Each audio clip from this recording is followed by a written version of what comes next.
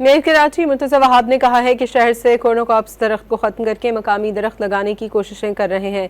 इल्ज़ाम लगाया जाता है कि वो टिम्बर माफिया के रुकन हैं, पार्कों पर कब्जा और दरख्तों को तोड़ रहे हैं। मुर्तज़ा वहाब ने न्यू कराची में सीवरेज निज़ाम की बहाली और प्योर ब्लॉक समेत दीगर मनसूबों का इफ्तिताह करते हुए कहा कि शहर में भरपूर शजरकारी होनी चाहिए। जो मकामी दरख्त काटेगा उसके खिलाफ FIR दर्ज करवाएंगे।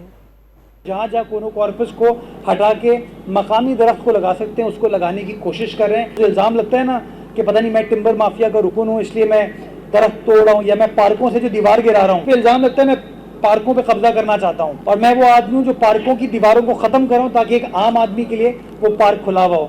तो हमारी सोच तो ये और बड़ी ट्रांसपेरेंटली हम चीज़ों को आगे लेकर चल रहे हैं। मैं चाहता हूँ शहर के अंदर दबा के प्लांटेशन की जाए और मकामी पौधों को, मकामी दरख्तों को लगाया जाए ताकि आने वाले 5, 6, 7 सालों में हमारी आने वाली नस्लों के लिए एक खुशगवार कराची नजर आए। जो मकामी दरख्त काट रहा है, जहाँ मुझे आइडेंटिफाई होता है मैं FIR करते हैं उसके ऊपर, और अगर बल्दियाती कोई अमला उसमें मुलव्विस होता है उसको सस्पेंड भी करते हैं हम लोग।